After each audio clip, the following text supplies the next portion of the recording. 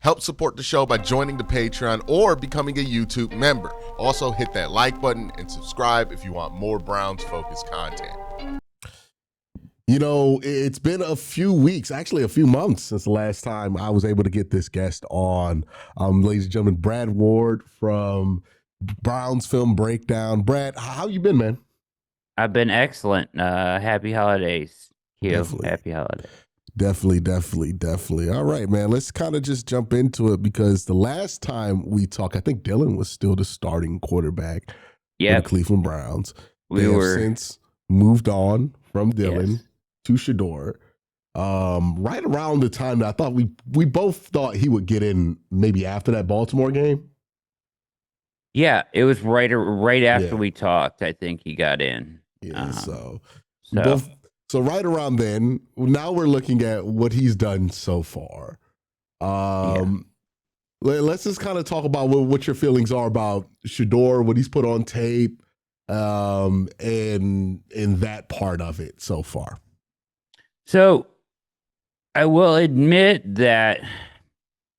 Let's just preface it with this. It's an unfair situation that he's kind of been pushed into here a little bit, in that he's been given this amount of games. Like at first it was like his first game, I was like, just earn the next start. You know what I mean? Just earn the next start. And then from there, he was able to earn the rest of the season. But you know, with the Browns where they are potentially draft-wise, it's like he has this amount of time to prove that he's the guy. And as a rookie, that's a really tall task, right? Because you're going through the growing pains of being a rookie quarterback in the NFL. We see so often now, like just looking around the league, like we're wrong on guys after their rookie year a lot. Right? Like we thought this guy was this and now he's not. Or this guy, we thought this guy was one thing and, you know, Caleb, now look at Caleb. And, you know, Jane Daniels, vice versa. It's just like, you know, not that they're not complete stories, but you get my point, right? Like the overreaction to what someone is as a rookie, it's really an unfinished product. What I've seen from him is what I think can be a starter in the league. Where that ceiling is, I don't know. Like, I think probably, you know, a few years from now, I could see him being like, you know, I think he could probably start for a team, be like a middle of the league starter. I think we were talking the other day that kind of his comp might be a little bit kind of like Jameis Winston, a little bit. You know, feels kind of like that. Like you could win with him or you could lose with him, depending on what's around him. He's trying to do the right things on a weekly basis. He had the one really good game, but since then he's had 2 games not as good. But process-wise, you can see him trying to do the right things. You can see him trying to press up in the pocket and push out, you know, laterally. You can see him trying to keep his eyes down the field and try to take the right checkdowns and make the right progressions. There are just some things he struggles with. Holding the ball too long. He's not a great anticipatory thrower, Q, at least that I have seen. Like you don't see that big, like, oh man, he saw that one coming and really it's like more like see it and throw it a lot. And I don't know if that's going to be something you can coach into him. You know what I mean? Which I think limits his ceiling somewhat. So where I'm at is basically like the Browns. I wrote about it this morning. And the Browns are at like a fork in the road with Sanders. It's like they have a guy. The best thing Sanders can do is win a game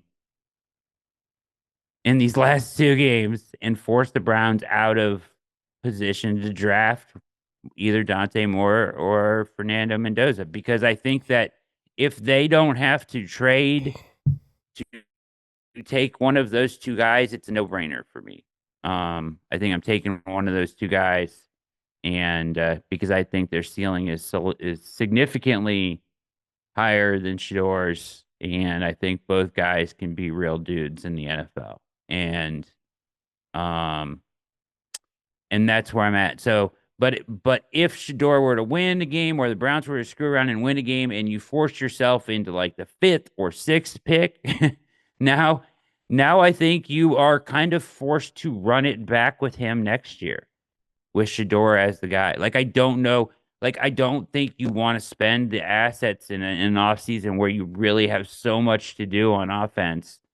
I don't think you want to spend all that trade capital to get one of those guys when you have a guy that can potentially start for you next year, given a full season, a full off season.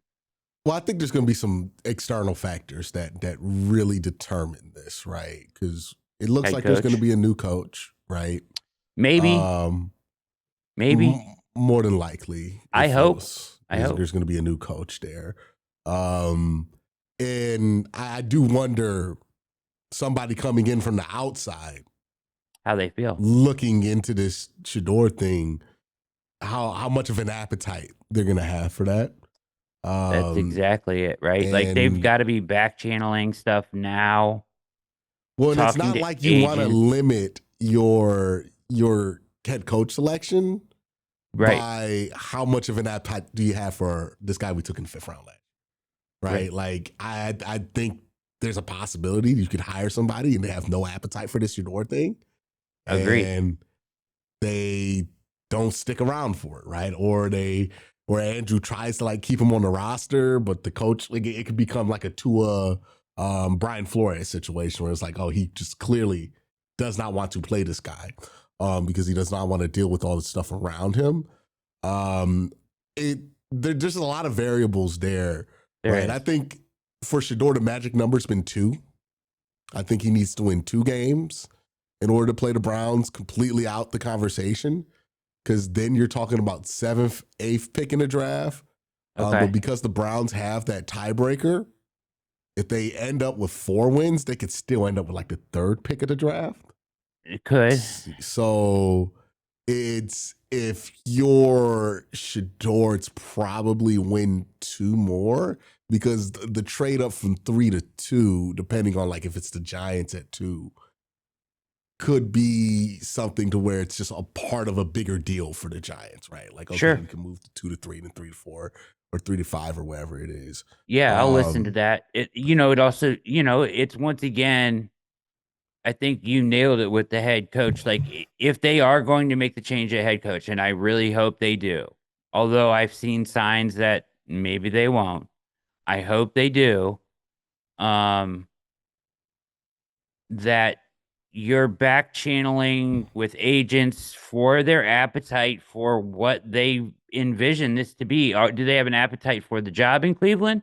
Do they have an appetite for Shedeur? Do they want to take somebody in the draft?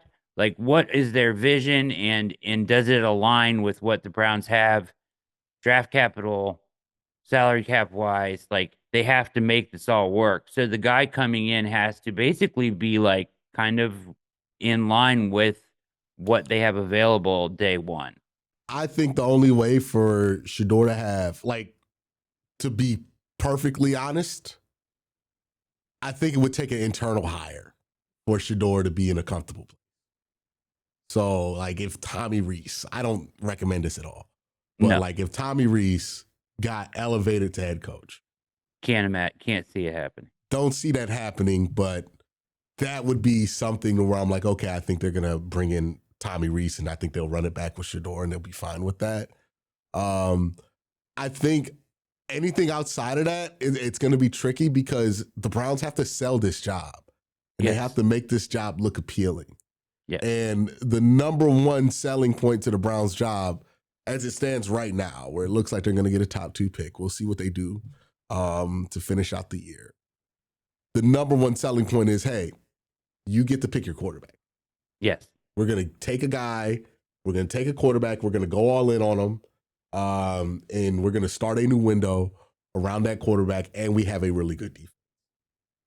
So if somebody 100%. that comes from the outside takes that job, I think that's more than likely what we're talking about. Right. I would agree. Yeah. I think even if they're sitting at a pick like at 3 or 4, they'll make an attempt to try to get one of these quarterbacks. They tried to get Cam Ward last year, right? Yeah. So I think they're not going to be shy about how they're going to try to attack the position. Even if they win a game down the stretch, I know, Twitter will react like they will not have a chance to be able to do it, but I think they'll be able to have a chance to be able to move if they want to. I don't know how aggressive they would have to be because it fluctuates, but I think there is that, right? And I think that's the difficult part with Shedeur is like how much of what he's done is going to have much value to the new staff, especially when they're coming in from the outside, right? Because statistically, it doesn't look great. The advanced statistics on him don't look great. It's more of an eye test thing. It's more like leaning on like there are some highlight throws there. I do wonder. And there's some improved process. Real quick, just want to let you guys know Sleeper has a new offer here. They're offering a free $20 entry, no deposit required. And also, if you're a first-time user, you also will receive a 100% match on up to $100 when you use the promo code WORSTTAKE. Again, $20 free, no deposit required. Plus, first-time users also receive a 100% deposit match up to $100. Join Sleeper. Yeah, I do wonder, though, how much of our enamoredness over like some of those highlight throws are just due to the fact that we haven't had a highlight throw be made here in 2 years. Yeah, that's fair. I mean, I'm talking like film breakdown, like, as you have watched every throw. And I just see that he has I'm not saying he's going to be great, but there are some things there that are intriguing, right? Mm-hmm. There are some things there that are intriguing. Like if you wanted to tell me and really sold me on a plan of him being the quarterback going into 2026, I wouldn't like it as the plan, but I could see how it'd be much better than what they did last year where they rolled out Kenny Pickett and Joe Flacco. Exactly. Right? I could see how it would be an avenue that you want to explore, right? Like somebody should explore it. Mm-hmm. I'm not saying it's for the Browns, but somebody should explore where this goes with him because I do think he can be a starter in the league. I don't think that should necessarily be here. Honestly, I think that the thing that happens with the Browns, if they were like, we want to do, and I don't see the Browns wanting to do this. Let me just preface this.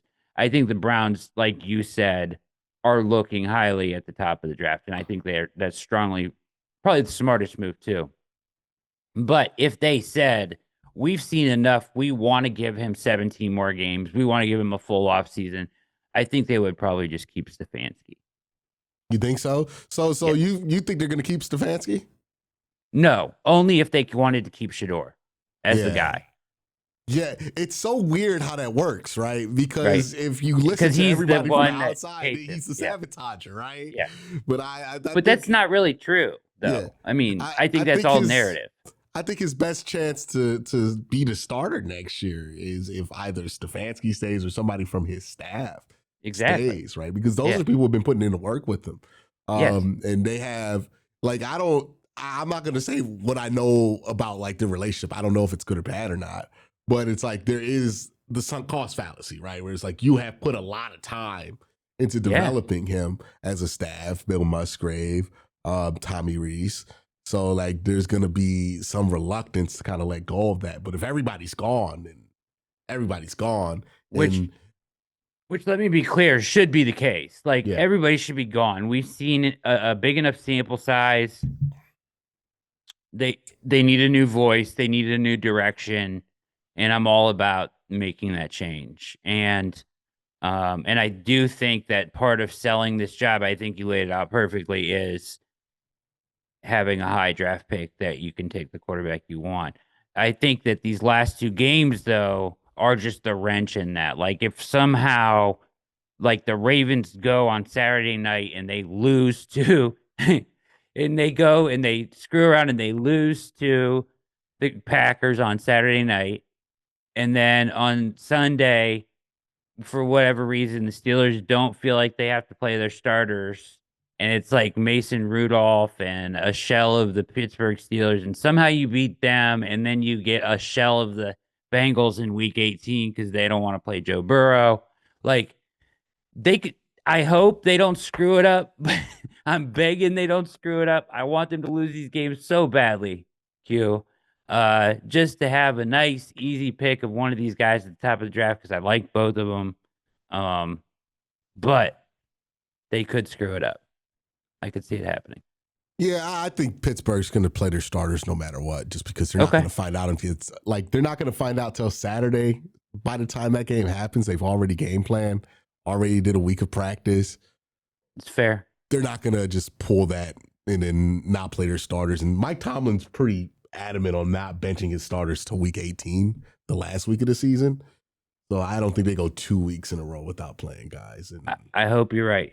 Yeah, but even Cincinnati's a tricky one because even when they've not cared about that game, we've lost it to them at the end of the season.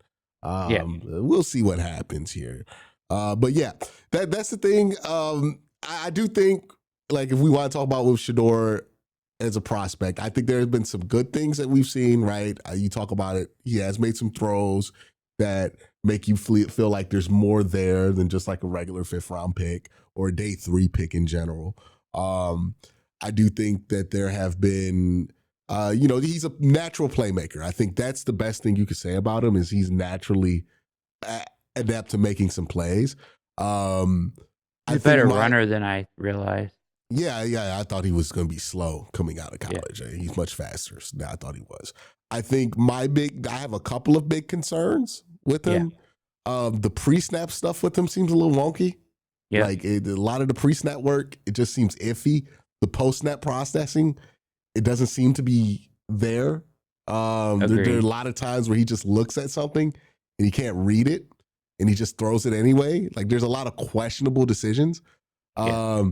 My biggest thing with him is like, and this is my thing that drove me crazy with Cam Ward, was he does not seem to, like there are times in the game where it feels like he has no awareness of what point the game is at, time and distance and stuff. Was like how to manage a game and like and he's played too much football for that not to be like there.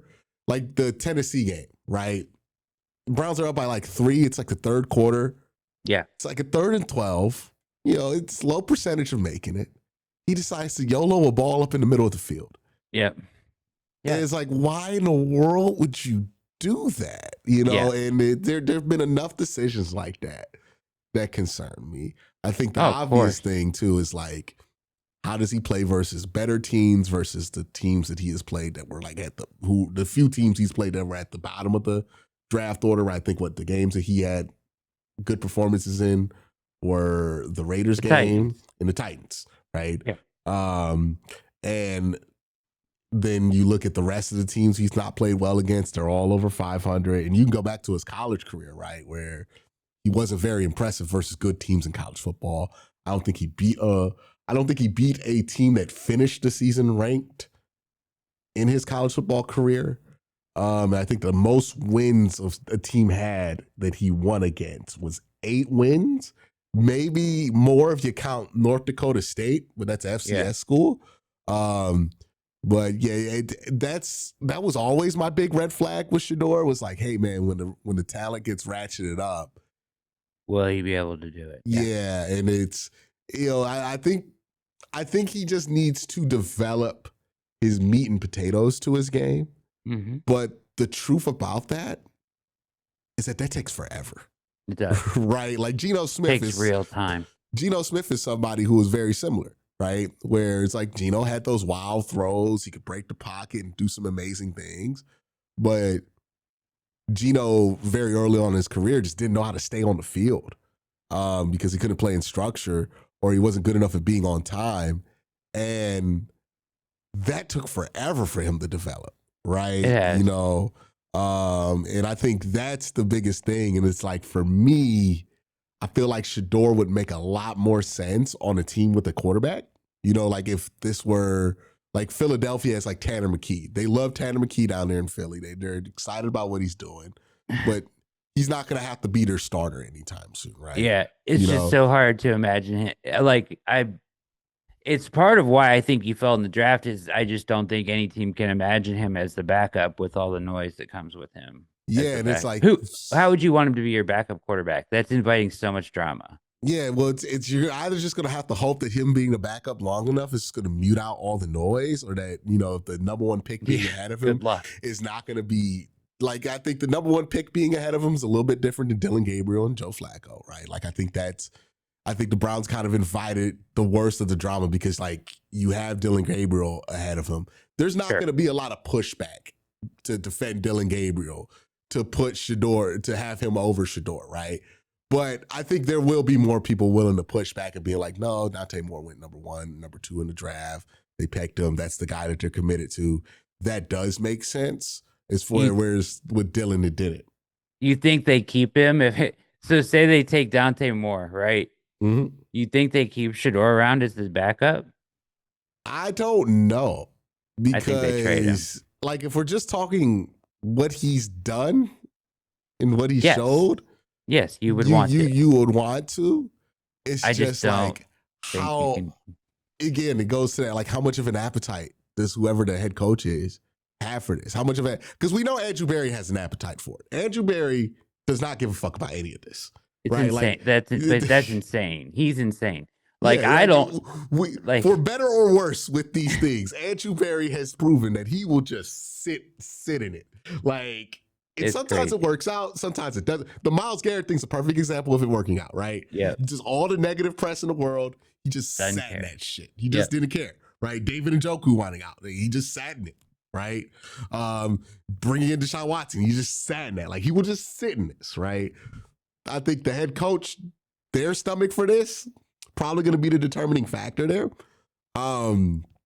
But yeah, I would think they would hope that the being a number 1 or number 2 overall pick changes things as far as what the perception is. But yeah, it's going to be difficult. It's a crazy, and it's two polar opposites of groups, just, a way people feel about him. And I don't know what has created the storm around him, but it is a storm. And it's just a storm of toxicity that, like, you can't even be reasonable. Like, we're having a reasonable conversation about him.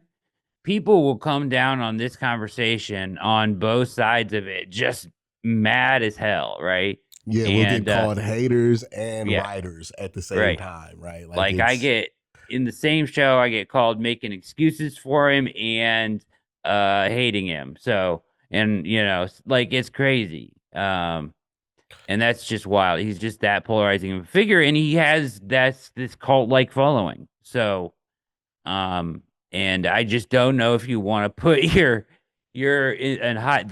somebody that you invest that highly of a draft pick, put that behind him and have him deal with it.